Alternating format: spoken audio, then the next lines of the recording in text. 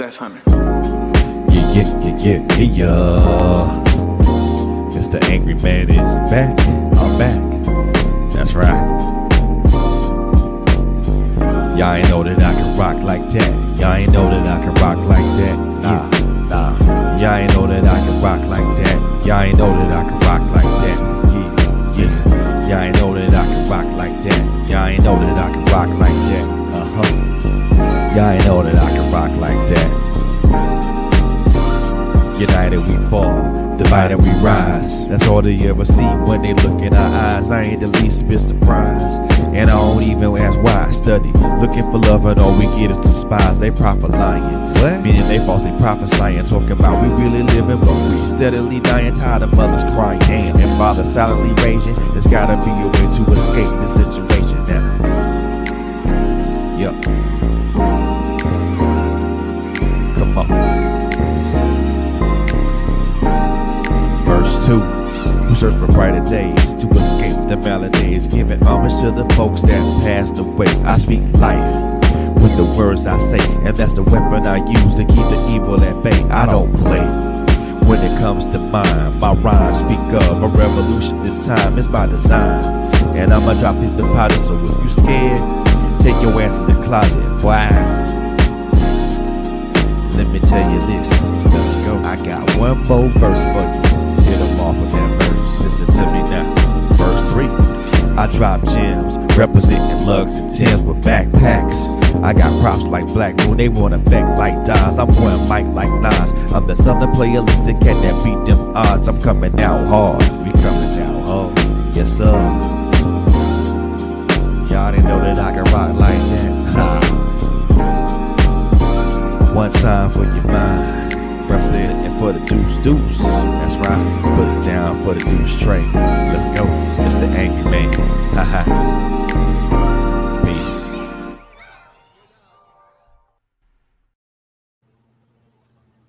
Hey, what's going on, ladies and gentlemen? How y'all doing? Welcome to the Author's Alley, the show where we interview authors of all genres, and we talk about books, we talk about life, we talk about a whole bunch of things. I am your host, Mr. Frederick Beatty. So thank you guys so very much for coming in and viewing us and listening to us today, man. Your listenership and your viewership is so very, very much appreciated. And a couple of announcements before we jump into this, man. So first and foremost, the song that you heard prior to me coming on and talking was actually a song that I wrote and I actually performed. It's called Real Talk. I'm gonna give some props and some credit to the individual that produced the song, that produced the track, which was Mr. Jan Hunter Jr. All credits go to him for producing the track. Want to most definitely give a big shout out to Jan Hunter Jr. Man, if you guys are interested in checking out more of his tracks and more of his collaborations and things of that nature, go check him out on YouTube at Jan Hunter Jr. Also, go check out his Instagram page at Jan Hunter Jr. as well. He's got some great content there, some great collaborations, man. So most definitely check him out. Most definitely want you guys to continue to follow us on all our various social media platforms: Instagram, Facebook, LinkedIn, Twitter, Linktree as well, man. Make sure you follow us on all our social media platforms. We're also on YouTube as well. We are on the road to 100 subscribers, so please do me a favor, check out our YouTube channel, check out a video or two, like one of those videos, and then subscribe only if you feel the content is relevant and it resonates with you. Only do that if it resonates with you guys. And last but most definitely not least, I want to thank my beautiful hosts, Quint Jones, Coco Pinton, Latanya Harris Gooden. If you guys missed the episode last night with Moostar Dash, man, go check that out on YouTube, man. It was a great episode. And last but most definitely want to thank the man. Most definitely want to thank God, because without him, this doesn't happen. And most definitely want to thank you guys, viewers and listeners, because you guys make this happen. Because if you guys don't listen to us, you guys don't watch us, this doesn't get off the ground. This doesn't happen. So thank you guys very, very much as well. So now that I have ran my mouth for quite a bit, want to introduce you guys to the person that I have on my right, or to my left, however you guys are viewing her right now. This young lady is someone I met on Clubhouse. She is an author. She's also an advocate. And we're going to have a discussion about a lot of things. Her writing journey, her influences, also her upcoming book that's coming up right now. So, ladies and gentlemen, in the Author's Alley, please give a warm welcome to my guest, Miss Shavonne Williams. Thank you so much for having me. I'm so happy to be here, especially talking about a topic that's really important to our community, which is parentification. And so that's kind of why I'm here and the purpose of this book, because I know it's going to reach a lot of people. So thank you so much for having me on this platform. Oh, you're very welcome. You're quite welcome. No problem at all. I thank you for taking the time out of a Wednesday evening to be here. Uh, I know that it's 5. I know it's 5:11 here on the West Coast, and I know you probably been in meeting after meeting after meeting, and I appreciate you being here. I really do. Absolutely. So let's jump into this, man. Let's talk about a little bit about your writing journey. When did this writing become a thing for you? So that's really funny. So it didn't start off as a thing. I started into my PhD program, and I was actually pushed into that program by my mentor.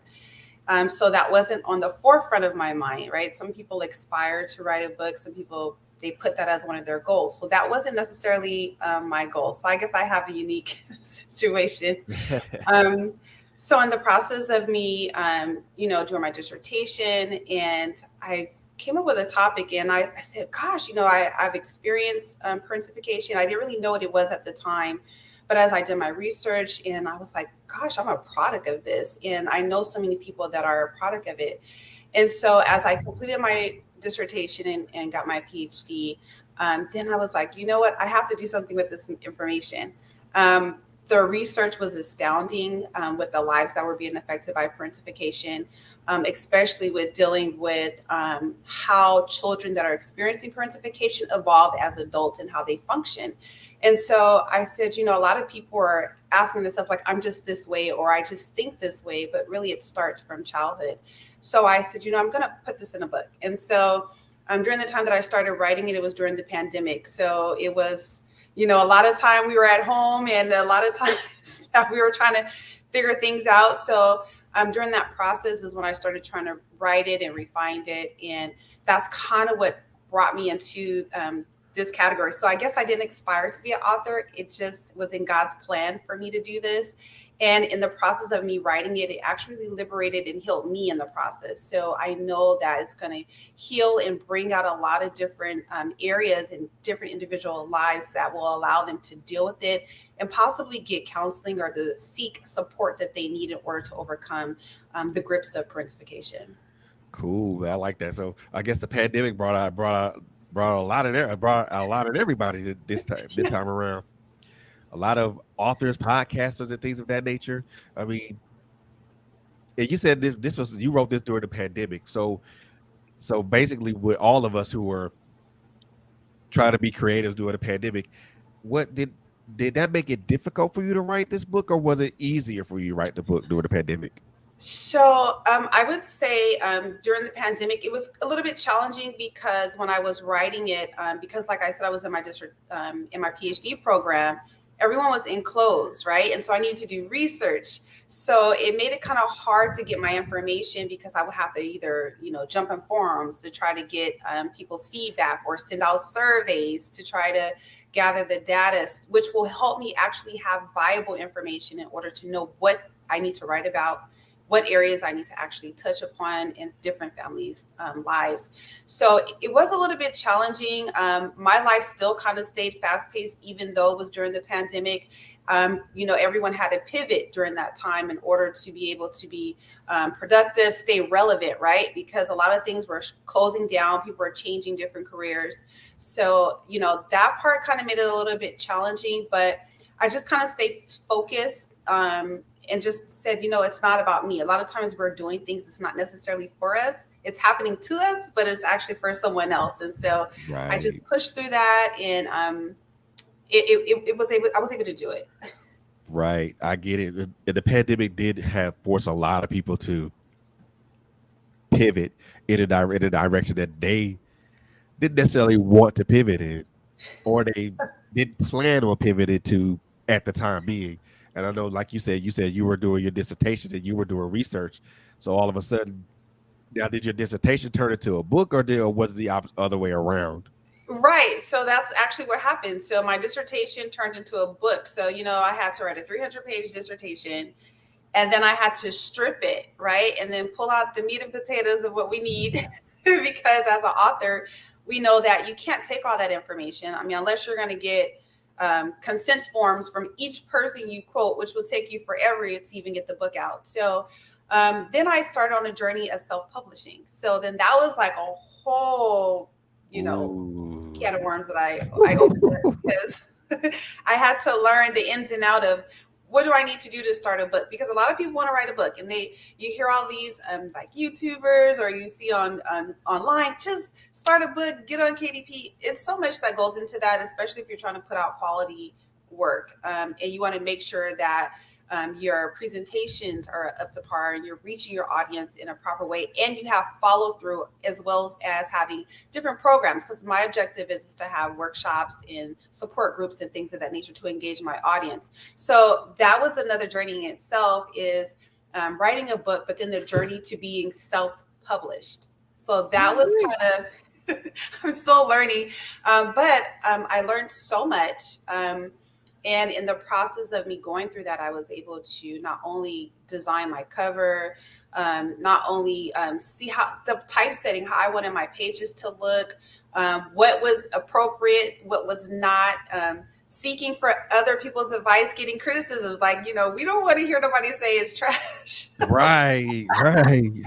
You don't want nobody to say your work is trash. So, that was that part. You have to be open to getting positive and, critical feedback to where you're able to be your best. And so that's a journey too. I think a lot of times we don't spend time talking about that. And that's really Man. important. I can tell you I can tell you some stories. I can tell you some stories. I mean, I'm 4 books in as a self-published author. I can probably give you a bunch of stories. I mean, a lot of the stuff that you're mentioning are the same pitfalls that I continually have with each book that I write or I publish. So this what you're experiencing is like, I experienced that like 4 times over. I'm like, God, this is different. This is difficult at the same time. Why? It doesn't get easier. Right. I was going to say, does it get easier? Because Nope. it's like it's your blood, sweat, and tears. Because That's I it. mean, even when you can't think of what to write, it's like, okay, what am I going to do? How am I going to get this information? What do I even do to make my brain work when your brain is tired? Because Right. your brain gets, Right. I didn't know that was a real thing outside of like school, but your brain gets tired and get lost for words. And so it's happened to me a couple of Man, times. I get it because I know because there are times where I'm not motivated to write, and I'm like, you know what? I'm gonna sit here until something comes in my brain. But then again, when something doesn't, I'm like, yeah, I'm going to sleep. Yeah. Yeah. So I started a reward system because, oh man, it was rough. And so I was like, okay, if I get through 2 pages, then okay, then I get to stop, maybe go catch a movie, eat my favorite dessert, have a couple of conversations, interesting conversations with different people, and then come back, and then it's like, okay, did content come? Did something come that I could put in this book? So it's just I get it. really something. I get it. I do get it. And I write fiction, so it's always like I'm Mm, always thinking about, okay, what is this? How is this character going to interact with this situation, yeah. or how can I create this situation to where it's going to be impactful to the person that's reading it? And those are thoughts that always go through my mind when I'm creating a story or anything of that nature. Now, do the same thoughts go through your mind? Did the same thoughts go through your mind as you were crafting this book? So, I like that you brought that up because, like you were saying, you write nonfiction books. And so you're able to be creative and tap into areas that maybe you feel that maybe your audience are looking for or maybe interested in exploring. So for me, when I was writing, because it's actually relevant and it's not really fiction, um, it was kind of an emotional journey because a lot of times I would be like, oh my God, like I'm really sad because of the statistics or the information that I'm finding. And then sometimes I would hope that it will be a different outcome. or I can change the narrative. But unfortunately, in certain situations, it just is what it is, and you just have to state that. And so I found that part was kind of hard, but it also gave me a little bit more drive and passion to really focus more on the families. I've been working with families for over 20 years, so it just really put more passion. Like, this is really important. This is really relevant. We really need to be talking about it. And I think when you start writing about things that are relevant, that are people's lives, it really makes you really appreciate humanity a little bit more. It makes you want to be more giving, open, and see how can you contribute in being selfless in order to help someone else, because that's literally ultimately what we're doing. And by writing a book, we're leaving a piece of something, a piece of letter here on earth after we leave, for someone else to pick it up and take from what we've come across and what we've learned and what we're contributing, and then build on that. And so Right. I'm really blessed that I had an opportunity to do that. So I'm able to leave something here that my children, when I have grandkids, they will be able to say, this is something that my grandmother contributed to the world, and hopefully it changed someone's life. Right. Right. Now, I always ask this to everybody that's an author, even from nonfiction to fiction to whatever genre they write. Now, were there do you have any influences as far as like um, other writers or other authors? You know, that's Sounds like a um loaded question, right? it is a loaded question. So I like to read a lot, but I read a lot of different types of books. But I did read the Michelle Obama book, Becoming. I watched the video as well, and I feel like that really kind of like guided me to make me want to be like, you know what? It's really important that we go through these journeys and really talk about it, really open up and be transparent to allow just people to see that it's okay to experience adversity. It's okay to, just be in different places and then still be successful. And even if you're successful, still feel and be present in that moment and be able to touch people. So I feel like maybe that would be an author. And then of course I have wonderful mentors in my life that have also wrote books. I mean, they strive in excellence. They sit on platforms where they spend their lives being selfless and touching individuals. So, I guess when I don't have a book, I actually have people that are doing that are close to me in my life. So it's like I have, something I could read where I can't necessarily have a relationship with that person, but then I also have relationships with people that actually are doing those things. So I guess I put those together. Hey, I get it. I understand. Reader, because from my experience, readers eventually become writers. Yeah, I didn't think about that, but I guess Yeah. that's it. Readers eventually do become writers. I mean, I was an avid reader, um, and I literally read anything that I could get my hands on, for whether it was a comic book, whether it was an encyclopedia, whether it was Encyclopedia Britannica or the World Book, um, and then whether it was fiction, nonfiction, I read everything that I could get my hands on, and Wow. then when it came to writing, it was easier for me to to come up with craft these worlds that I create and put these characters in these worlds, and then I look at myself like, wow, I actually did that. Wow, can I do that? Now the question for me is always, can I duplicate this? Can I duplicate it in Yeah. duplicate it in a different fashion? So I always ask myself, can I duplicate that? Can I create something different? Can I pull something else out that can pull out another emotion in somebody? So I always look at it from that instance. Oh, And wow. you mentioned your journey to be a self-published author was like, so what pitfalls did you come across? Because I'm pretty Oh, sure our pitfalls are man. going to be the same. Where should I start? So when I first of all, when I decided to become an author, I didn't have a lot of people that were authors. I mean, they were, but they went through publishing companies, right? Right. Or they went through different programs that they paid like all this money, and then they took them on this journey. And so, but then you ask them like, how do you do it? They don't know because they've Wow. paid other people to do the grunt work. So for me, it's really important that I know how to do everything myself. So that way, if I hire someone else to do it, I know what you're not doing. So Right. I need to do it first myself. So that way I'm like, okay, if I decide to take a seat back, I know what you should be doing and you're not wasting time. So through my journey, I didn't really have a lot of people that I can like ask that actually, knew how to go through like the ISBN. So I just started to seek those people out. I started looking. I was able to come across a person that I did know that had put out about 4 fiction books, romance novels, and I reached out to her and I was like, hey, and she, because our genres was a little different, she gave me the information to the level of where I can go. I mean, of what she had. So that means that I had to continue my research. So that was a lot of YouTube searching. I was on YouTube University, a lot of Googling, a lot of conversations, asking questions. And then, that's when it kind of led me to, getting closer to the goal. So when I first started doing the graphic design, I got referred to someone, and you're new at it, so you don't know what's like great.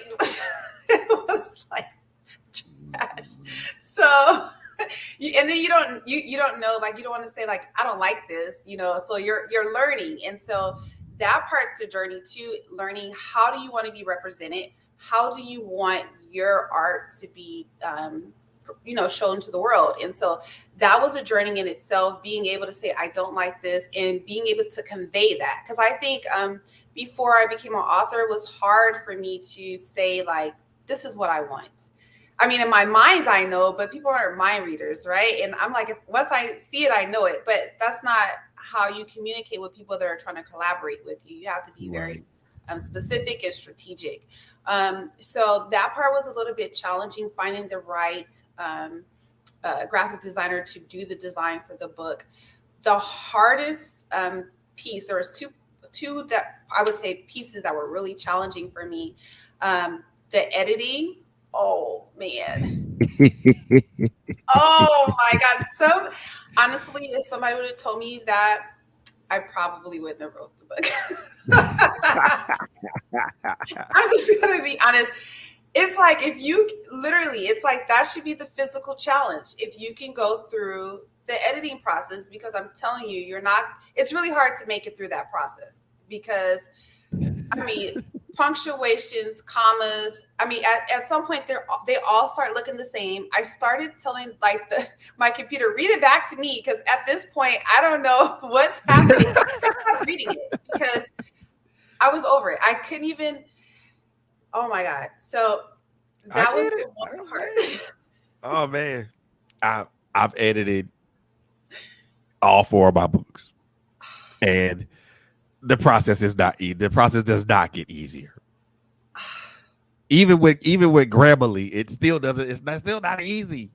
Let me tell you, I was like, I'm gonna have someone edit it, because that's not my strong point. Like, you as an author, you need to know what you're good at and what you're not good at. Like, that's very important. Be very clear. So I'm like, I know what it should be, but if it ain't, I know when it's a problem. So I was like, okay, let me submit it to get editing. And oh my God, so I did that. And I was like, maybe I didn't choose the right editor.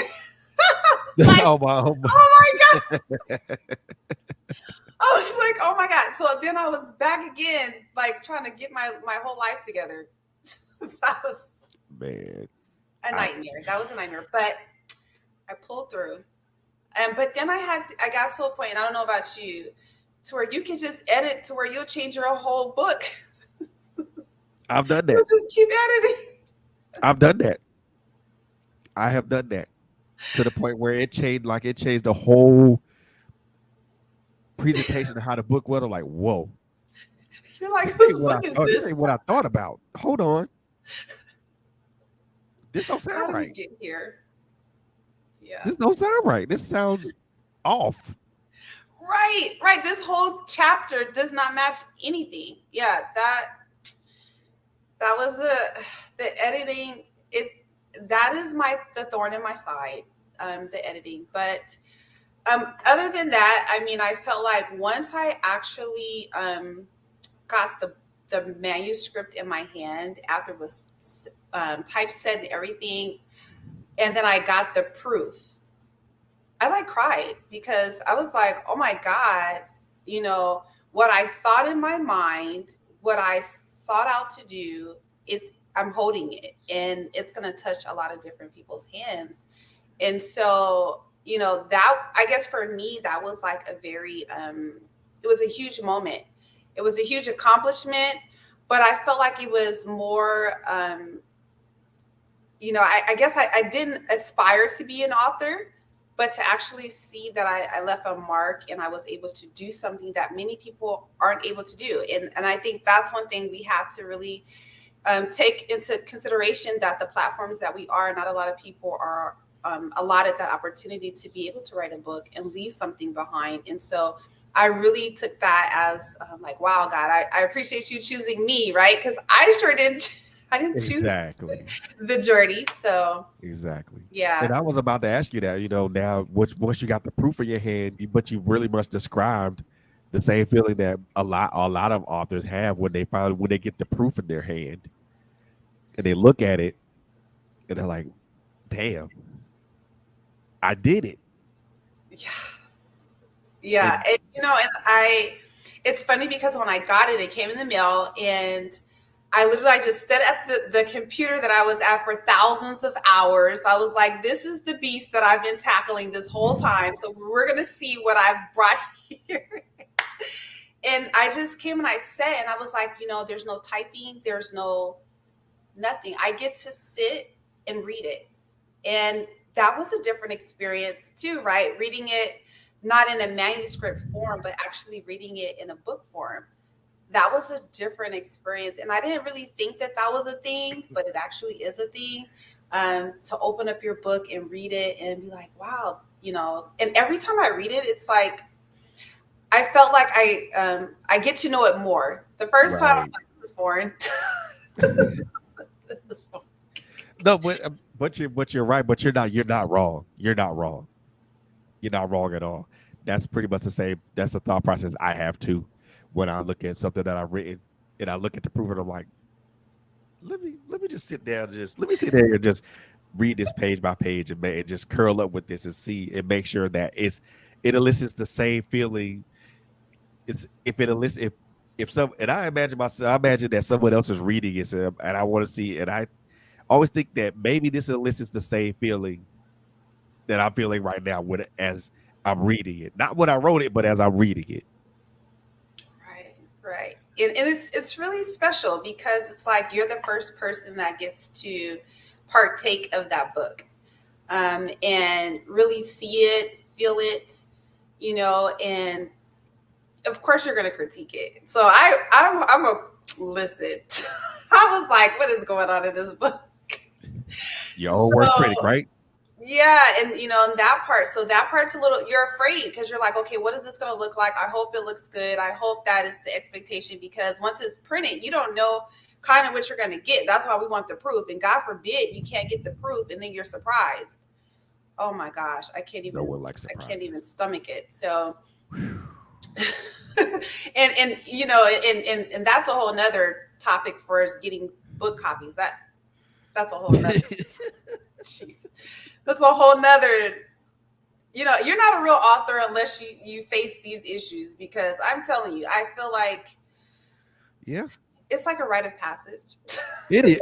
And it truly is. It truly is. Yeah, It it's a really rite is. of passage. But yeah, I was super excited when I got the copy, and I cried because I couldn't believe it, and I was like, you know what, I'm going to be the first author in my family. I'm a lot of first of a lot of things in my family, and so you know, like I tell my children, their job is to beat me. So I'm constantly doing something, going hard, building. So their job is to be greater than me, and because I'm setting that platform in order for them to do that. There you go. And I love that. I love that. I really do. You know, and now I got to ask you this. Now, if you had to do this all over again, from the self publishing to choose self publishing or traditional publishing, would you still go the self publishing route? Okay, so yes. I would definitely still go the self-publishing route the first time. And the reason being is, like I had stated before, it's really important that as an author, you know the ins and outs as to your craft. I think a lot of times when you don't know, you kind of get, I don't want to say like dragged along, but you kind of go through a lot of unnecessary hoops and hurdles. You're paying for unnecessary services that you really don't need. And, you know, nowadays everything is so easy and attainable that you can actually pretty much do anything on your own. So I think as an author, I think each author should try to at least do it on their own once. Some people, of course, they're like, I don't want to write. That's not my thing. I just would prefer to have somebody else do it, and that's great too. You know, whatever works for you. But for me, I like to be hands on. I like to know exactly what's happening, and then I will be feeling I'm comfortable and confident if I have someone else say, okay, I want you to publish my book, because I've already went through the process myself. So I know what to look for when something's not looking right. The one good thing about having a publishing company is that they do support in the marketing. So depending on your contract and the relationship that you have, they do support in like promoting your book. And sometimes there's other authors and they already have a reputable platform. So it kind of gives you a little, you know, edge to make sure that you're getting your book into the faces of your audience that you want to get. So, I mean, when you look at it in that comparison, then yeah, but my first book, I feel like this is my baby. Now I'm like, I didn't have my first one. We can like, Yeah, you know, let someone yeah, else take the reins if I you, had to. yeah. You're your own marketing firm when you self publish, because now it's up to you to kind of get the word out and stuff like that. Yeah. And some people do depend on a marketing team to do that, which is fine. I mean, I know if I had a chance, if I wanted to do it all over again, I probably would. I would still do the self publishing route, but I know I would probably most definitely, you know, get a marketing team together. But you know, pitfalls aside, I enjoy the journey. I enjoy the journey every time. I do, as mind-boggling and frustrating and headache-inducing as it is. I enjoy the journey. Oh man, even the writing, the, Yeah, the editing. yeah. I mean, it is mind-boggling. It is headache-inducing, and it is frustrating at times. But I mean, I enjoy the journey. So, for 4 times I've been on this journey, and 4 times I came out of it completely satisfied with the end product. So Yes. of that, I have no complaints. Absolutely, absolutely. So yeah, that listen, my goal is that I want to write another book. So I do have, you know, something, you know, coming up, but I'm trying to space it out because I'm like, I finally got my head above water. Yes. You know, I don't want to go back, you know, down the journey that quick. But Of course you know, not. Of course not. You already got one out the way. You want to kind of take a breather for a moment. right, but you know, they say that, you know, you should have it spaced like every 6 months you're doing something, working towards that next.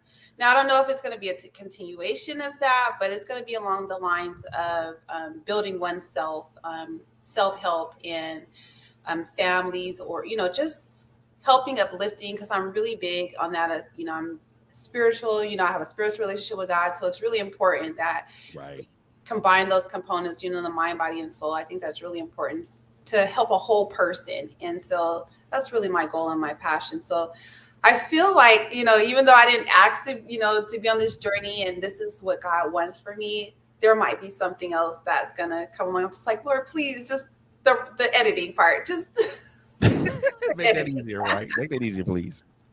Please and thank you. Make that easier for me. Please and Yeah, thank make that easier for me. Yeah, absolutely. you. I get it. But I'm with you on that. I'm with you on that. But Yeah. I think at the end of the day, when it's all said and done, when you get that proof in your head, when you get that actual product in your head, and you thumb through those pages, and you Yes. actually just look through it and read it, you're like, okay, yes, I did this. So Yeah. that did I know for me, my question was, so what's next? Did you start writing right away? No, I did not. I did not. So to be honest with you, and this is just me being transparent with you, but also Okay. like, you know, with people who don't know how I release books. I actually took a year off Okay. between books. So between Wow. first and So second, there was a year.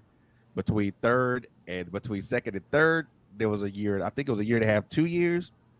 And then between the third and my most recent one, I think was about probably about a year and 2 months. so was that you recovering from the editing process? No, it wasn't that. It was more like me diving into other things Okay. because I have this podcast platform. Plus, I write and stuff like that. Plus, I also do a little bit of blogging. So it was me taking a break from writing chapter books to try to explore something else. And then when book two was about to come out, when book two was ready for me in my mind to be written, that's when I jumped into that head first. So for me, it's always been like that. I think that's the pattern for me. It's been it's been a year between each release. So which is fine with me. I'm okay with that. I think that's pretty good. That's like movies. So that's how, usually movies are every year and a half, year to year and a half, 2 years, and part two or something will come out. So I mean, you're right in line with Oh yeah, Hollywood. most So definitely. Most definitely. And then there are other things that I'm writing that I want to try to present to other people, but that I want to present to other people. So I do have some other things in mind, but I mean, if I mean, I say this to any author, any aspiring author that or someone who's already written a book. You take however long you want to take. There's no set time period in that. Now, I will say this: when people start asking you, is there a part two, or there's another something else to your book, then that's when you need to start paying attention and start considering what you're gonna write. Considering either a part two or a continuation. Because when people start inquiring, that's when you should start considering putting something else together. that's very good advice. Yeah, I like that. And so that's what I'm looking forward to getting the feedback from the book and to kind of see what people are thinking. Because I know it's going to be a lot of self reflection, a lot of criticism, of oneself and maybe those around them. And so it's gonna stir the pot a little bit, which is kind of what it's supposed to do, right? That's how we come out of our comfort zone. So I'm curious to see the response that I get from my audience and the good and the bad, because I think as an author you kind of have to take both, in order to be better and to make sure that you're helping people. So I'm open to the feedback, but I'm definitely looking forward to the feedback. I'm going to be having my launch here in San Diego. It's going to be May 6th. And so I have a lot of people that are coming out that are going to be purchasing books. And so I'm really excited because I know, a lot of them are, they're really supportive of families, and, this is something that they're interested in. So I'm sure once they read it, then, their family members are going to be like, you need to get this too, because this is relevant to our lives. And it's such a relevant topic that it touches, all nationalities, ethnicities, culture, Black backgrounds, and it really focuses on the disparities that we have in the minority community as well. So I'm really excited to kind of see how that, comes into play and what comes from it. And like you said, you kind of don't really know how you want to expand on it until after you get that feedback from your audience. That's right. That's right. Speaking of that, so and that's a I think that's a good point to segue into. So let's talk about this book. Let's talk about the purpose of this book and the reason why this was written. Um, I know you mentioned when we talked before everything before this live interview went down.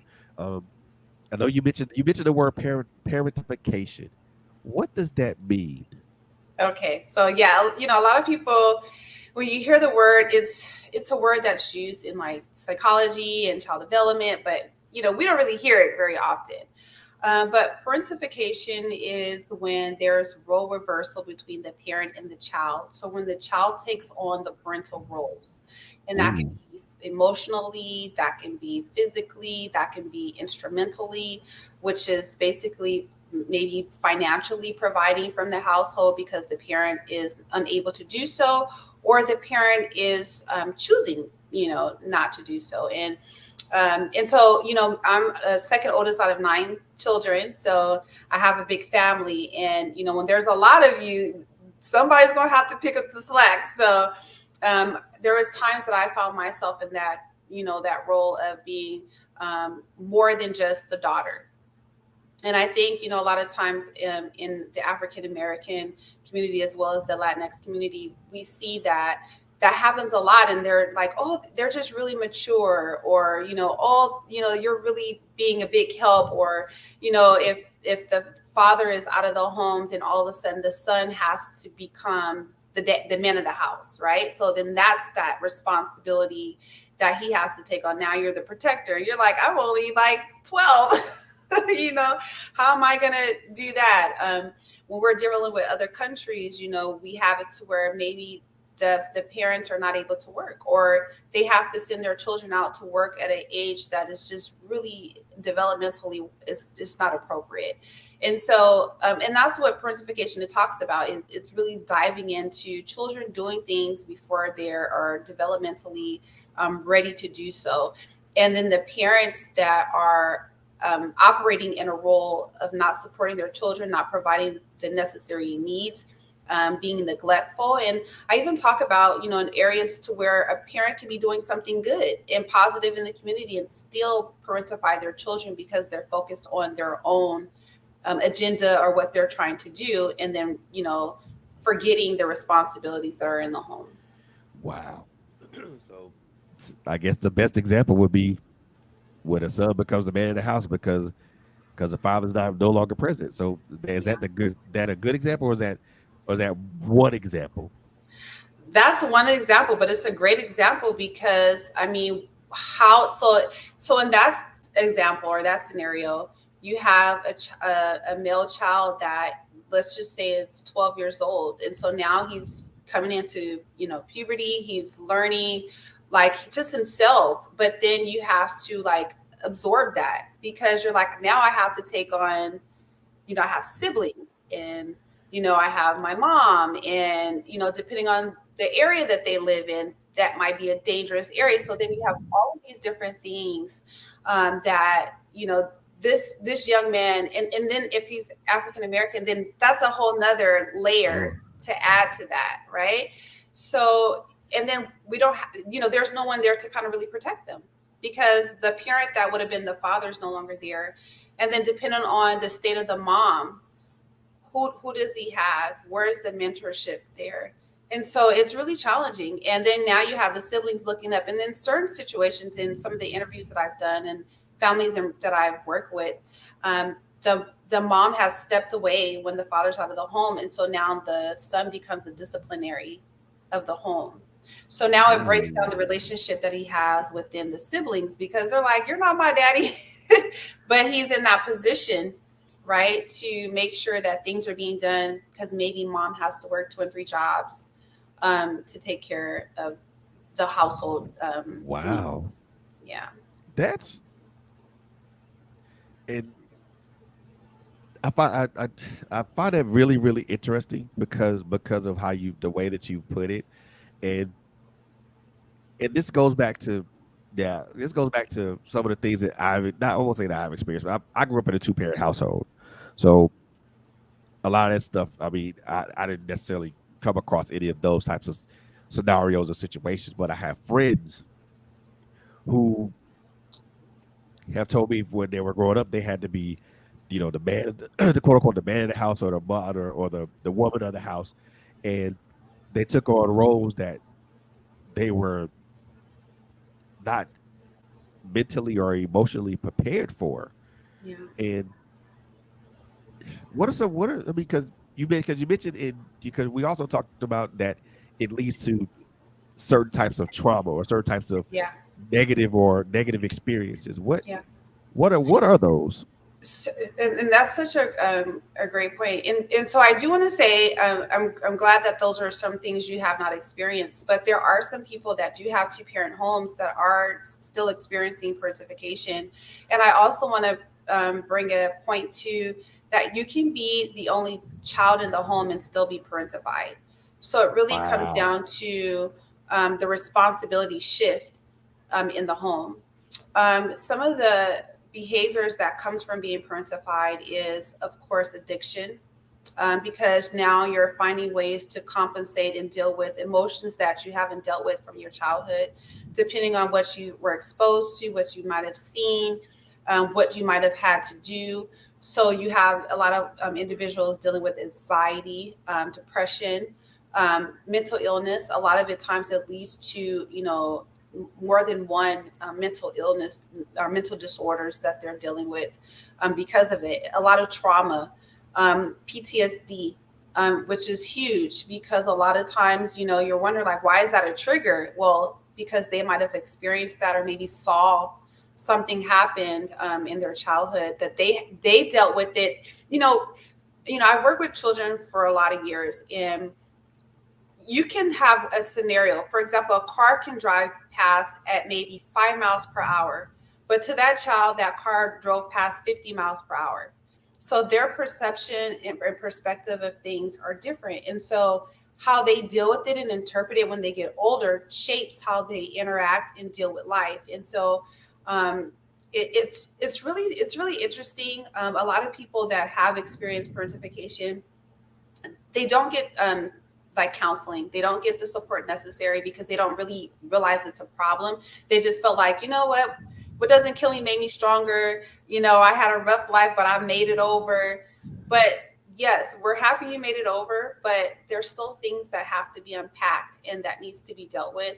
And, unfortunately, in our community, talking about counseling it's like taboo. A lot of people, it's like a stigma behind it. No one wants to really say like, I go to a therapist or I have a counselor that I talk to weekly or monthly. And that's another thing. In the book, I talk about different ways of counseling and the benefits of it because, you can only talk to the people in your environment so long to where you're going to be talking about the same thing and you're going to give the same answers, right? Just in a different way. But sometimes you need tools in order to be successful in moving past healing. And even if you can't necessarily move past 100%, but be able to function and make better decisions moving forward. And that's really what the goal is, and to stop the cycle so that way you don't do it to your children or someone else's child. Oof, man, that's a lot for someone. That's a lot to take in. Yeah. So I know I already know the answer to this particular question, but I'm gonna ask it anyway. Okay. Why is it that we, and I'm talking about Black folks and Latinos? Well, why is it that when someone says therapy or counselor or mental health or anything of that nature, it's almost like the boogeyman. Why is that? Well, first of all, let's talk about, how we were all raised. What goes on in the house stays in the house. Like, you don't put none of the business out. And if you put the business out, we putting you out. Yeah. So it's kind of like, your family knows what's best. You don't need to go and tell anyone anything concerning what's going on or what you're going through. And then I also think another stigma behind it is that unfortunately our communities have experienced a lot of child welfare cases. We've experienced a lot of, the state or the government coming into our homes if you disclose too much information. So to go and see a counselor is either you're crazy or, you can't really be transparent, right? Because of what they might do. And I think, as time has progressed, we're in, 2023, and it's huge now. Mental health is huge because a lot of people are dealing with it, especially since the pandemic, the isolation, people being enclosed, being in the home with the abuser because there's nowhere to go during the pandemic, right? So people are just in the home. So I feel that, it's coming slowly where it's starting to become a conversation. But I think it has to start with those that are educated. Just step out. And it doesn't mean that, we all have something that we need to unpack. And I think that each person should go and speak with a counselor. Why? Because they're there to guide you.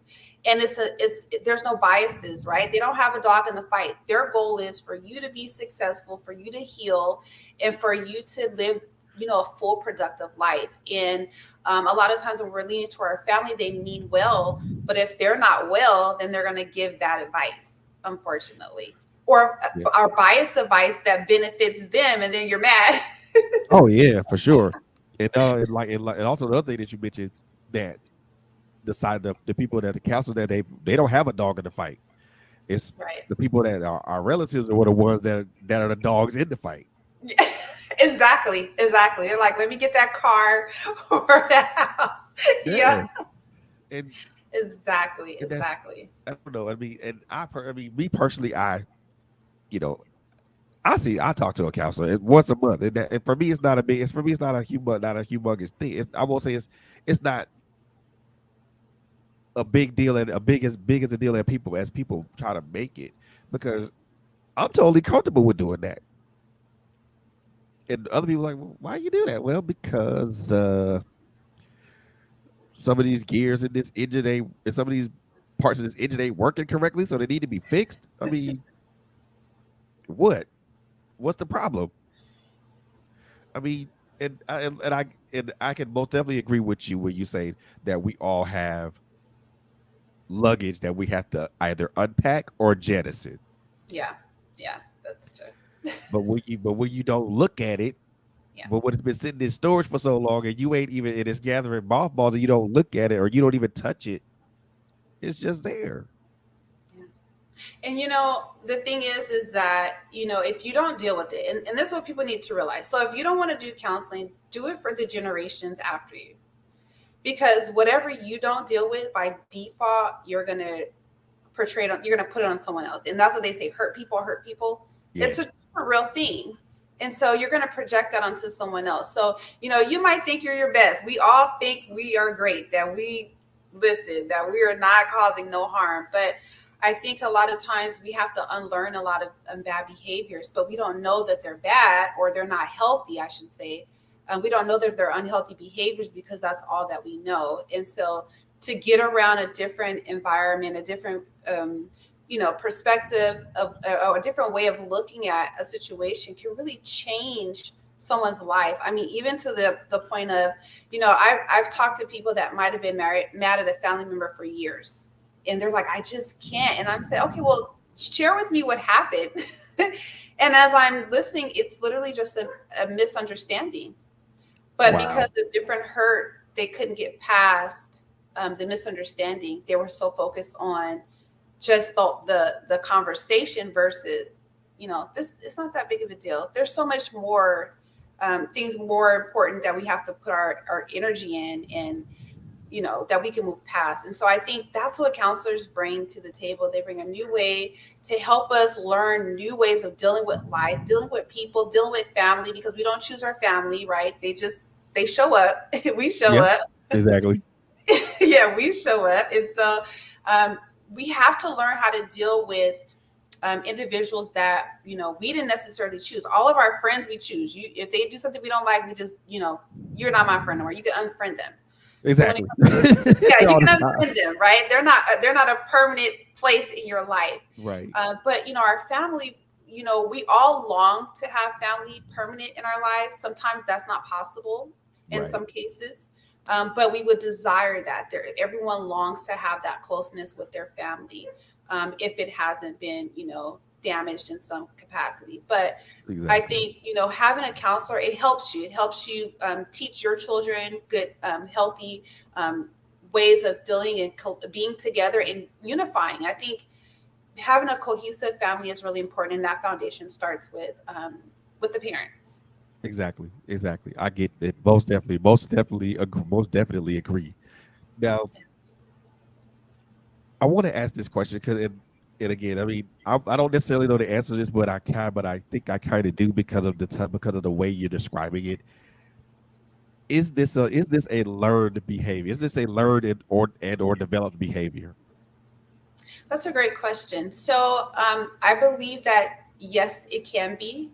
Um, and the reason why, it's because it's kind of what was done from time and time again. I mean, if we go back to like slavery time, their children would be out in the field doing things that adults were doing, right? And then the parents, I mean, unfortunately, due to the circumstances there, there's really nothing they can do. And so I think some things were just carried on into generations, because we didn't have, the resources. We didn't have the financial opportunities that, other classes might have had. And so it has put us at a disadvantage in some capacities in order for us to be able to move forward. And then you just have some individuals that are dealing with, mental illness or stress, or a loss of a loved one, to where they just can't take care of their children, or maybe they're incarcerated, or a death. In those type of situations, it's something that just evolves, and it just progressively happen due to circumstances. So it can be learned. It can be passed down through generations, and then sometimes you just kind of fall into place because someone needs to be there. Wow. So it's kind of like right place, wrong time. Yeah, yeah, and that has happened in some cases. And like I was saying, like even in what there is only one child in the home, that child can still be parentified. So in the event that maybe the father is no longer there and the mom gets sick, now that's a parentified child, depending Wow. on the level of care and support that child might need to bring in order for them to survive and meet the needs that they need in order to move forward. Wow. Yeah.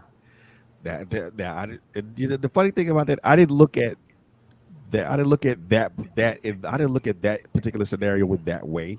It's the part of where maybe a parent may be disabled and uh, they may require care, such as 24-hour in-home care or Yes. other care outside of the home. I didn't even think that would be I didn't even think that would be a scenario Yeah. or a situation to where a child would be parentified. I just thought that was just, I looked at it as something as being, unfortunate, and the child having to do that because the child's the only person that's there at the moment, that's there, um, not at the time, but the only person that's literally there at the time, that knows that parent and knows how to care for that parent. So I never thought that was a parentification situation. Right. And that's the thing. A lot of people think like, oh, that, you're just stepping up. But if you ask yourself, if as a caregiver, as an adult, right, to have to be responsible to make sure that someone has food, that someone's able to, take care of their hygiene, to make sure that the bills are being paid, to make sure that you're checking in, and there's really it's not able to be reciprocated. Right. So, or the reciprocity is not really there.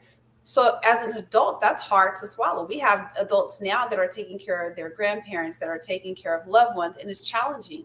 You know, they want to do it, but it's challenging, right? So, if it's already challenging for an adult, can you imagine a child that doesn't even have the mental capacity to even do it, and they're doing it to their best ability?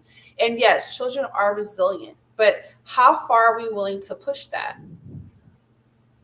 I How wouldn't far want are to we put willing to push that? I Yeah. wouldn't want to push that any further than where it is. I mean, Yeah. because like you said, that's already, first of all, that's probably a physical challenge, because now they have to physically Yes. manipulate or move that parent around, whether they're in a wheelchair or they have to position them back in the bed or whatnot.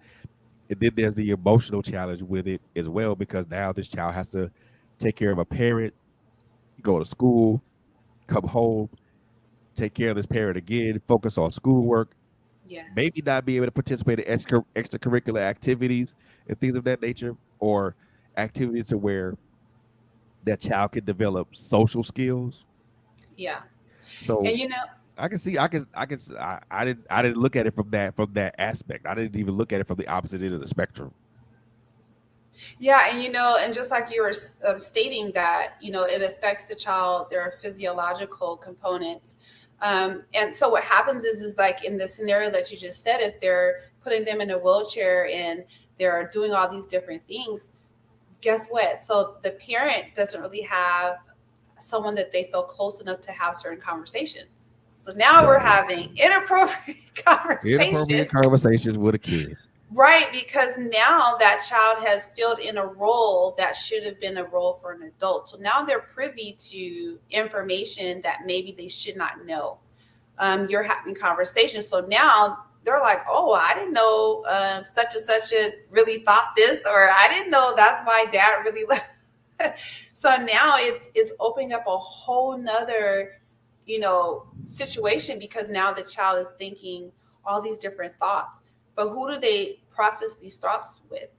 Just themselves. They're internal, because they can't tell anyone outside the home, right? So they're like Right. trapped. If I let the school know that I'm taking care of all these responsibilities, then they're going to get involved, and then my mom's going to be mad, and then I'm going to be taken away from the only person that I know. It's a lot of fear that is embedded in the child. And again, it prevents from getting help, and it prevents from the person or the parent asking for assistance. And there are programs that are allotted to individuals that are dealing with it, but again, they don't want no one else in their home if they're not the family. But then you have some individuals that don't trust their families, and in some cases rightfully so. But again, it's like, how do we deal with this? How do we change the narrative? How do we start? And that's why I wrote the book. I'm hoping maybe one book will touch lives, and it will start a snowball effect where we're able to start talking about these things and what we consider normal, realizing that it's actually not healthy, and that we do things differently so our children can be kids, right? Because literally you only can be a kid one time. And Yep. I know sometimes we'll see adults and you're like, I don't know why they're acting so childlike. It's because they didn't have the childhood that they deserved. And so Right. now they have the opportunity to go outside and play, go and stay out long and party or whatever they choose to do. It's because those opportunities were robbed from them. And to be cared for. I hear a lot of stories where they're in college and they're not even taking it serious. All they just do is hang with their friends. Well, they spent, their childhood taking care of their siblings or their parent. And so this is the only time that no one's telling them, no, they can actually do things for themselves. Wow. And the one thing that I just thought about parentification, it leaves the child ill-equipped to deal with Yes. life as when they matriculate to an adult. Yes, it does. And the thing is that it stops the progression and the development. It stops where the parent is pouring and mentoring the child. That part stops because now they become the person that needs the help. So the child only, it builds from what they think, or maybe what they see on TV, or maybe what someone says they should do. And that sometimes is not, always right, depending on the circumstances. Yeah. I mean, like I said, I didn't know this was a real thing, and I didn't know that. Just thinking about it now, the effects can be far-reaching. Yeah. I mean, it can come from a parent to a child, but then that child ends up having kids, and then it is up the cycle just repeats itself again, and then it's just generational and generational and then it's generational, and nobody's willing to step up to stop the cycle of it, and it just continues and continues. Exactly. And then we have, we're wondering why our society is the way that it is. You know, no one wants to listen. We have all of these different disorders. A lot of people are drinking or they're doing drugs. A lot of them, it stemmed from other things, and we're just actually dealing with the effects of it, but we're not really dealing with the root of it. And then how far can you go back to combat it? And then you have to talk about, the parent taking ownership of what they've done. That is a whole Oh Lord. that's a whole piece in itself, which requires its own level of healing. Because as a parent, I think it's really important that you tell your children sorry. A lot of parents, they don't do that. We didn't get a handbook when we had our children. We don't know everything right. We try to do our best to be morally and ethically correct and do things right. But we do make mistakes, and children just go along with whatever the parents say because they don't have no choice, right? Because we're Right. providing the roof over their head, we're providing their necessities and their needs. So they don't really have a choice in the matter. They're just basically going along with whatever. So that's why when you see a mom in an abusive relationship or vice versa, the children are just there because where else are they going to go, right? So they're dragged along into all of these scenarios that are created by us. And I think it's really important that parents, they take the time to practice telling your children, like, hey, if there's something that I've done to hurt you, I apologize. I'm sorry if I didn't show up. And it's never too late to do that. It opens up the conversation of, this is how my childhood or the decisions you've made as a parent has affected me. And then that helps that person unpack that. Unfortunately, in our communities, the parents, they don't want to hear any self-criticism because they're hurting themselves, and no one wants to feel like they're the blame from maybe an unfavorable outcome. Right? We want to make sure when your child's successful, you're like, I did that. When they're not doing as good, you're like, I don't have nothing to do with that. So it's, as parents, we have to be accountable for not just saying we have children, but to be accountable for, they're small human beings before they become, adult human beings. So they're people, they're little people. And so we have to be accountable. Certain things we wouldn't do to an actual person that wasn't in our home. And we still have to take that same mentality when it comes to our children, because when they get older, they're the ones that are going to be able to tell what kind of parents we were. It's not what we think, it's their perspective of who we are when they get older, because they know the true version of us, not what we put out, not what we show on TV or on every day when we go to these platforms, but they truly know who we are. And so I just think it's really important that parents start taking inventory, because just because we're parents, we don't get a pass. We have to do our part as well. And I think as parents, we believe that we're supposed to be automatically given these passes Yeah. based upon the account of, oh, I'm a parent, so it's okay. No passes. You don't get a pass. You have to be. And I think the one thing that I can amplify your point that you made is, it goes back to accountability. Yeah. Be accountable for what you've done. Be accountable for the actions that you've taken. You understand that every choice that you make, and this is something I had to learn as a parent, as a father. Every choice that I made from birth to this child was 8 to the child turned 18 and beyond has consequences. Yes. Every choice has a consequence. Every action or inaction has a consequence from it. Whether you choose to be an active person in that child's life, or you choose to not be an active person in that child's life, both of those have consequences. That child, if you're active parent in that child's life, that child will be able to thrive and be able to do the things that they need to do and have a sense of accountability and responsibility. Now, if a parent isn't in their life and there's other things that happen, then there could be some issues. And I'm not saying that, and this could happen in a two-parent home just as well as it can happen in a single-parent home. So the thing I'm saying though is, don't get it twisted, y'all, because it can happen in either or. But Yes. as a parent, and I'm saying this because there are two parents here on this platform right now. As a parent, we have to understand that our actions have consequences, and those consequences are far-reaching, because you don't know whatever action you take, how much that will impact that child, or how it may either help or harm that child. And most of the time, as we as parents, we don't know the effects. We don't know the effects of the hurt or harm, because we think our kids are okay, because they don't open up to us, we think that they're okay. Or if they say something to us and we ignore it, it's like, well, it's water under the bridge and just leave it be. But no, we have to be, like you said, we as parents have to take up accountability. We have to take responsibility. We have to be a lot more open, or I tell you, I won't even say open. Be more of a welcoming presence for our children, Yeah. because in this day and age, let's just keep it real, y'all. It's 2000s. It's 2023. Any parent, I can talk to 10 parents. I can talk to 10 parents, I could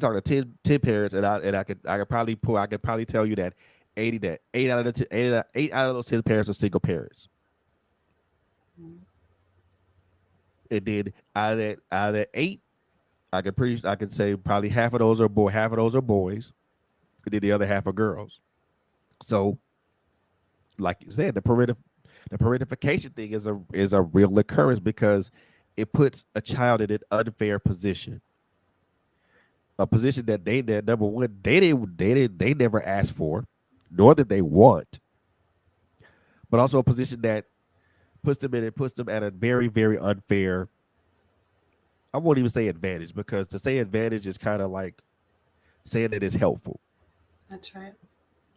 It puts them in a very unfair and unrewarding situation, y'all. So please just be aware of that.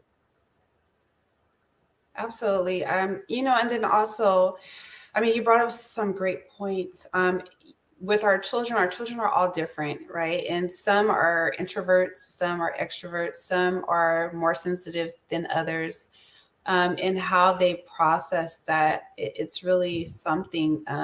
Situations. Some kids they can bounce back, and others it's just hard. And there's been situations where, there has been children that have attempted suicide because of the burdens of taking on those responsibility, the emotional, and then the fear of failing at something that they shouldn't even be doing, the disappointment that comes with that. And so it's really something that has to be addressed.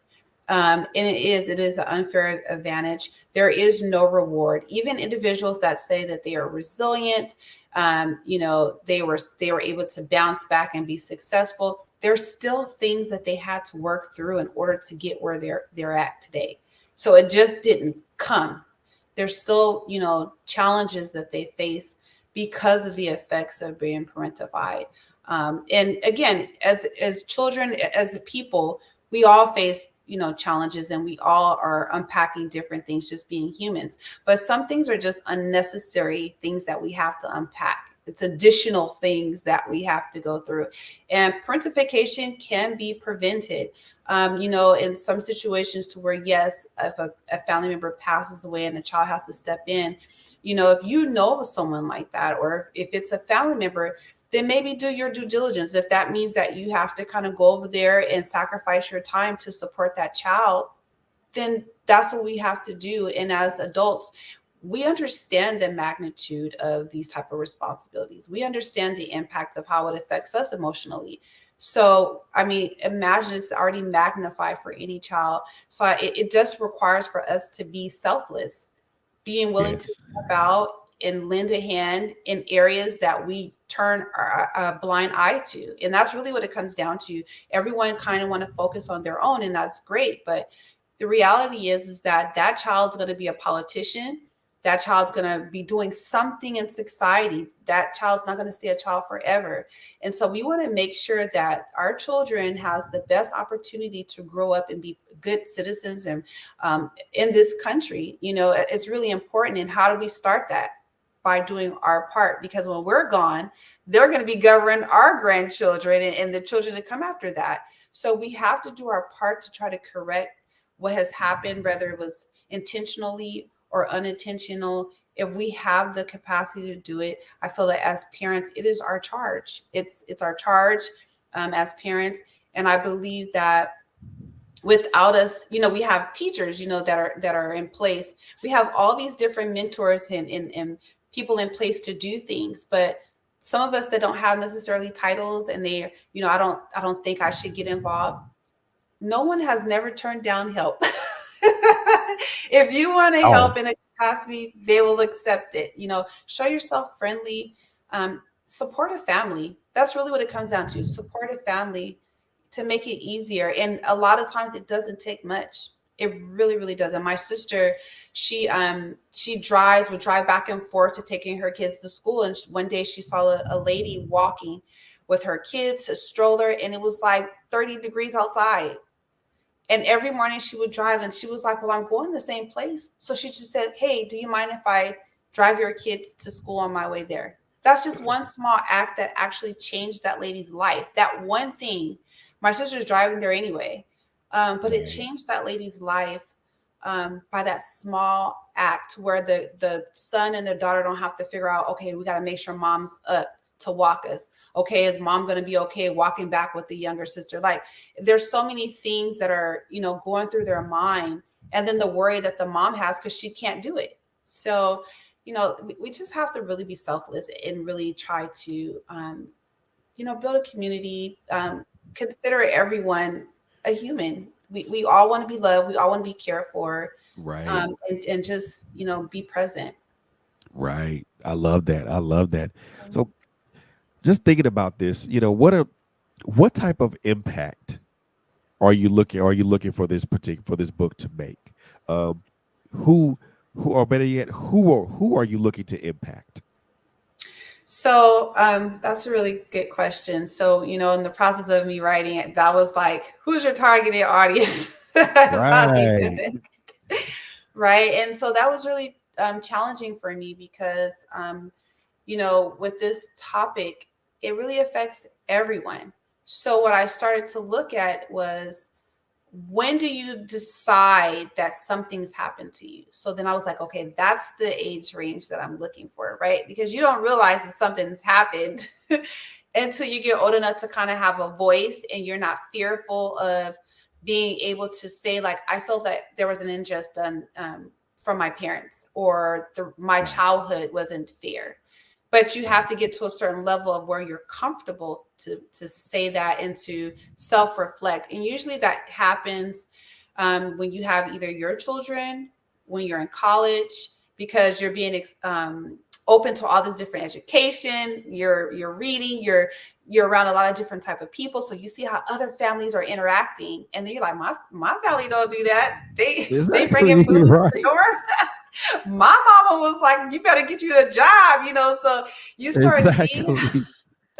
you're struggling, right?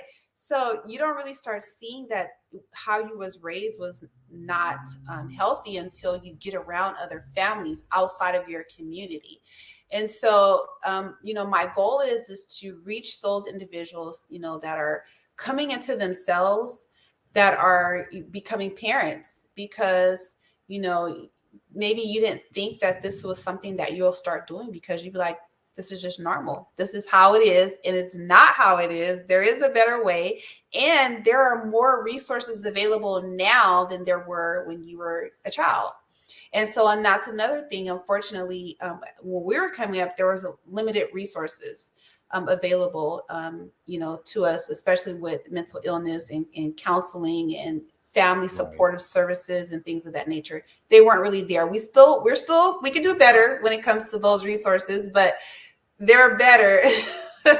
They're a little bit better than where they were at when we were younger. So I think my goal is to reach those individuals that are coming into themselves, to make healthy changes now, so that way, if you catch it early, they can still have relationships with their parents, family members, loved ones, before it's completely severed due to the lack of communication and unforgiveness and resentment. Because it builds up if you feel that you were wronged by someone intentionally, and then they're continuously doing it, right? Or they're trying Right. to manipulate themselves into continuously doing that. And then, of course, those individuals that have children, and that are older and recognize it, because I will tell you, once you have your own children and you see how other people are parent, you'd be like, "Ooh, that's kind of tough right there." It's kind of tough. So it brings awareness. So that's why I titled it "Unmasking Parentification, Unmasking Childhood Traumas," because I'm unmasking it, because we didn't realize that it was a thing, right? A lot of us didn't know about it. So I'm pulling the band-aid off of it, so you can look at your own life, look at the lives of others around you, and see. And if you start seeking for something, you'll find it. And then hopefully we can find ways to correct it. There we go. That's it. That's it. That is it. So, two questions I always ask my guests when they come. Well, this question was something that I just thought about. And then there's always one question I always ask. So, the first question I normally ask as we're beginning to close here, um, what's your favorite quote and why? Oh, It that's a good one. So I wouldn't say it's a quote. Do your curveball, huh? Yeah, listen, you should have sent me like this whole script so I'd have been prepared. Like I'm not even prepared. I guess I wouldn't say a quote. I would say a scripture, Hey, that and works it's the too. scripture that my people perish for the lack of knowledge. Ooh, that's a I good one. believe that a lot of times we are not our best selves and we are not as successful as God wants us to be is because we don't have the knowledge. And so I really try my best and to get knowledge because knowledge is really the key to everything. And it opens up doors that are closed if you have the right knowledge in order to get past certain barriers. And so that's something that I strive to do. I also strive to leave an imprint on anyone that comes in contact with me. I feel that anyone who comes in contact with you, they should leave with something. It should never be no exchange. There should be exchange of either new information, a new perspective, even if they feel just different about themselves in that very moment, then you've done your job. So I think that would probably be my scripture. Hey, I like it. I love it. I love it. Yeah. My people perish for lack of knowledge, and there is no knowledge that is not power. I like that. I love it. So the last question I'm gonna ask before I give you this before I let you plug yourself really quickly is in I'll put it like this. So we all know what we are every I think everybody knows what a marathon is, right? So but we all know that there are stages of that marathon. So the first stage is usually when someone is at the starting gate and they what's that starting gun fires and we all come out the gate and we're you know coming and getting out. We're beginning to get our pace, right? Starting to get our pace. We are also at the middle part of the race where we're at the pace that we want to be at, and we're moving steadily towards our goal or towards the finish line. And then the last stage of a marathon, to me at least, is the finish. The finish line is right there. Is in view, but you're still going at the same pace. You're still going at your same steady pace, and you're just moving constantly towards that goal. When you think about those three stages of a marathon, compare those to your life right now and the accomplishments that you've made, and in addition to the book that you've read, you've just that's about to be released very soon. What stage of your marathon are you in? Oh, that's such a great question. Um, I would say that, okay, I have an interesting perspective. So Hey, I'm pretty sure no one on your platform is probably going to say what I'm going to say. So, in my marathon, I feel like I'm in the middle. And the reason why I say that is because I want to say about 3 years ago, I was in my mentor's office and she had offered me a position. And I was like, oh, I don't really know. And she's like, I know you have a lot of goals and I know you have a lot of ambitions and all of these different things, but just think about it, right? And it was so strange because at that very moment, I had decided that I was going to remove my own ideas of what my goals and my ambitions was and open myself up to the goals that God had for me.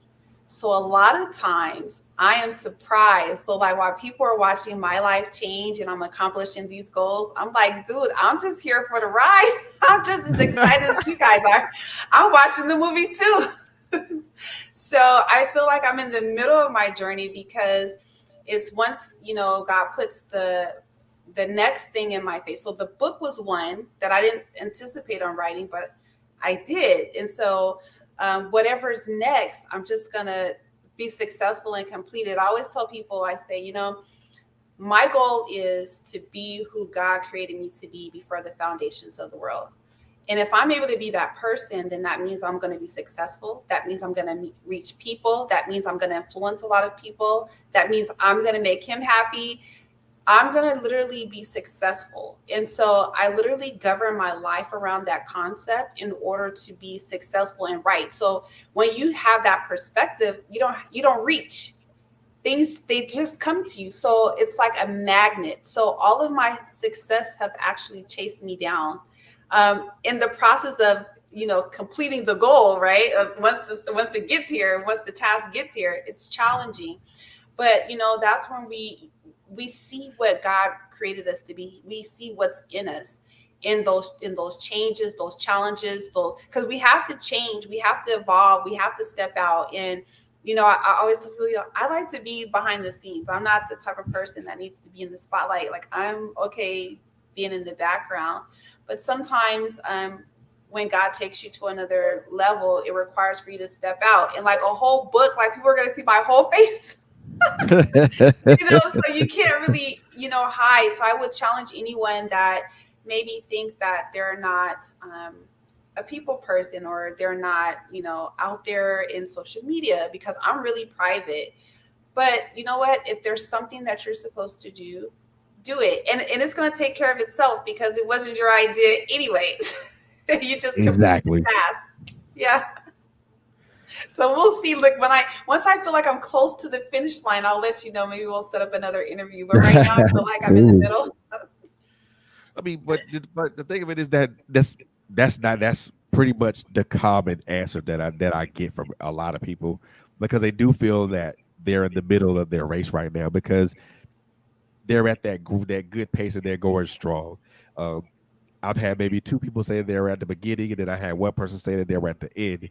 But they said not the end of their life's race, but they're in that um, their career race, because they feel like they accomplished everything that they needed to accomplish, and now it's time for them to kind of finish that marathon and start another one. I feel like my marathon is just continuous. I don't That think it there's a, is. That it it's no is. end. I'm like, where's the end? I feel like it's continuous, and then I have the hurdles that come in between. So, Right. But the way I look, I think as we finish one race, we start another one. Um, this race, this marathon of you getting your book out, and now culminating to the release. That's one race one. That's one race finished. Now comes the other part of that race. Now the marketing, now the book release and things of that nature. So that's the other part of that race. You know, you've already completed one part. You've already completed one stage of that race. Now you're on to stage two, and then stage three, and then however long that race takes till you get to fit till you finish. But I look at it as like stages. Okay, I've done. I've completed this race, this part of the race. So stage one's done, and for me, I'm not looking at a leaderboard or anything of that nature. I'm just going at whatever pace I'm going, and I'm just gonna keep going until I finish. For me, it's never been about finishing first or yeah. finishing last. As long as I finish, I'm good. I'm cool on that. Because everybody's talking about, well, I want to finish first and all. You thinking about the wrong thing, sir.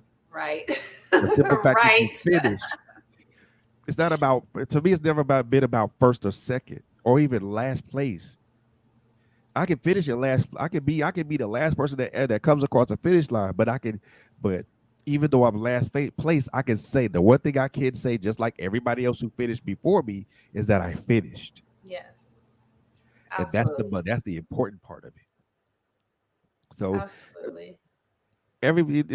for you to say that you were at the middle part was very common, especially for a lot of people that I've talked to. That's a very common place that a lot of people are, myself included. You know, I won't say I'll say I'm half a century old. I'm 50 years old, but I still feel like I'm at the middle part of my marathon, because there's still so many things that I personally want to get accomplished, but also there are things that I know that God is telling me to go ahead and jump on, so I can get those done first. So I want to make sure that I want to continue to make sure that I'm about His business first, and then everything else falls into place. Absolutely. Absolutely. I completely agree. So I'm going to give you this particular time right now to give yourself a shameless plug. Let everybody know who you are. You know, the name of your book, when this book is releasing, and you're in San Diego, California. So I'm pretty sure, and I have friends that are in San Diego, California. So I'm gonna most definitely make sure I get them to come and check you out. So you Yeah, have the floor. absolutely. Yeah, tell them that, let them know that you sent them to my book signing. I definitely will take care of them. Yeah, so my name is Dr. Shavonne Williams. I am here in San Diego. I work with families for over 20 years. I am releasing my first book, so I'm super excited. It will be launched on May 6th in Chula Vista at the Posh Cafe at 1 p.m. You can also go to my website at ShavonneWilliams.com to get more information and register for the website, or you can go on my Instagram at Parentification as well.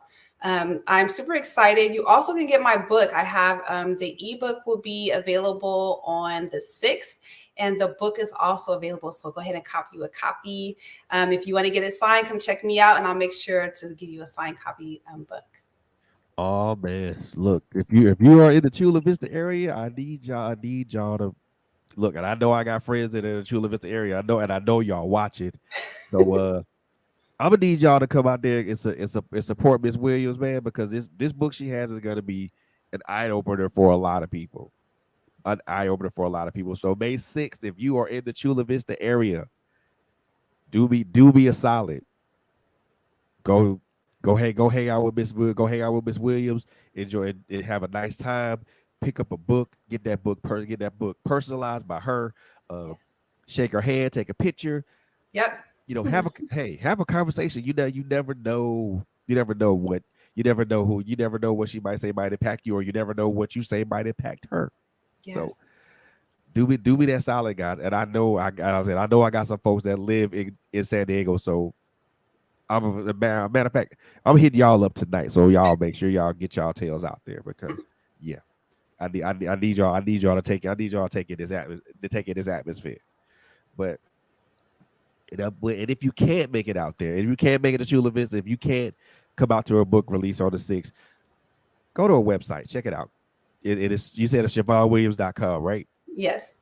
All right, I'm gonna make sure I put that up there for everybody to see in our chat. So look, go to our website, um, check her out on Instagram, um, check not her personal Instagram, mind you. Check her out on her business Instagram, please and thank you. We don't want unwanted traffic to the personal Instagram. No, we do not. We want proper traffic to the professional channel, to the professional page, y'all. So please do me that solid, man. Please, if you, now, for those who know her personally, of course, and if she's giving you her personal social media information, of course. But if you don't, but if she hasn't done that, then by all means, let's be adults, let's be professional, and do it the right way, y'all. Because I believe when things are done the right way, great results happen. I strongly believe that. I strongly believe that. But my thing, like I said, look, first and foremost, Shavonne, I want to thank you for being here tonight, taking your time out of uh, a busy Wednesday to come and talk to us about this book, the purpose of the book, and just giving us a little bit of insight of what this book is about, and the importance of it, and how life changing and how life altering it can be for someone to read this book. So, Miss Williams, thank you so very much for being here tonight. I am Mm. very much appreciative, and I am very much I am glad and I am honored to call you sister, and like I always tell my guests, su casa mi casa su casa. Oh, thank you so much. I'm so grateful to be here. Thank you for sharing your platform, featuring my book and my journey. I really appreciate that. I look forward to connecting once the book come out. Maybe when I do my second book, we'll be in contact. Hey, let's do Yeah, that. yeah, we'll definitely get in contact.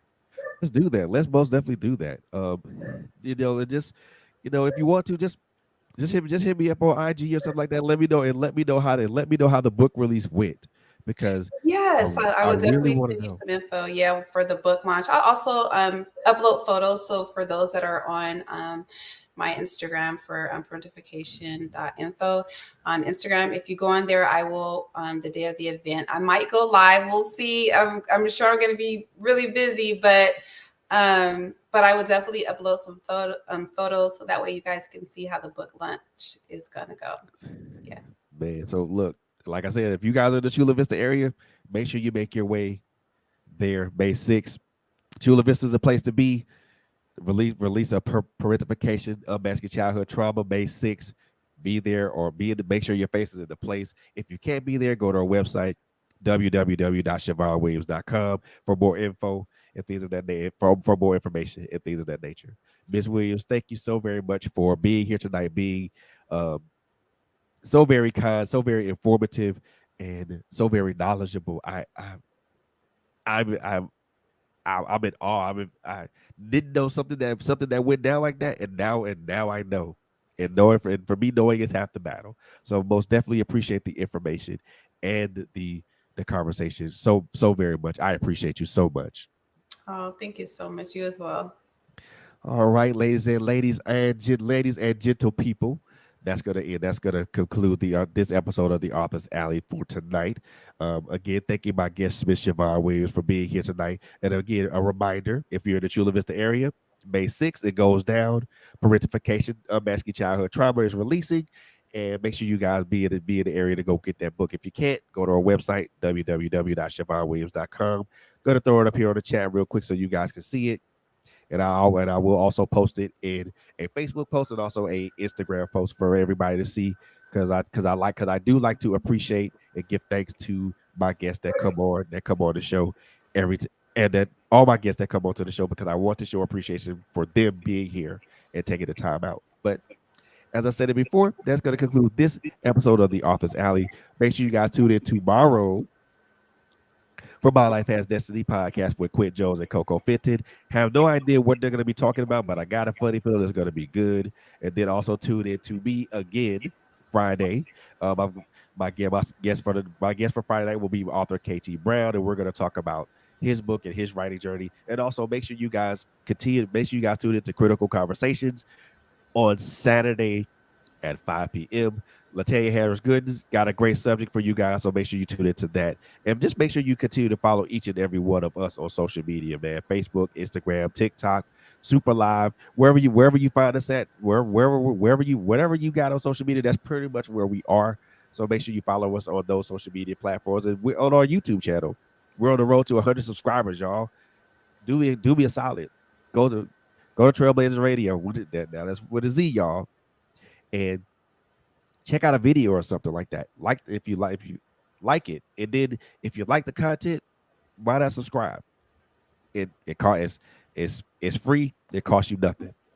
Oh, but also want to make sure that you also do me a solid and follow Miss Shavonne Williams on her professional page as well, on her professional Instagram page as well. So, and I want to make sure that I continue to plug my authors and things of that nature, because what we do as authors, whether we're newly minted authors or whether we're veterans in the game, what we do is not easy, y'all. It takes time. It takes resources for us to craft stories, whether it's fiction, whether it's fiction, nonfiction, historical fiction, or even the type of book that Ms. Williams has right now that can be life altering and life impacting. It takes time for us to do these things. There's resources involved, and we do this not for our own. We do this to not to our own benefit. We do this because we want to be impactful to somebody. So when Miss Williams books come out, when Miss Williams books releases on May the 6th, I want to see a lot. I want to see everybody purchase this book, but I also want to see everybody leave a review for her as well.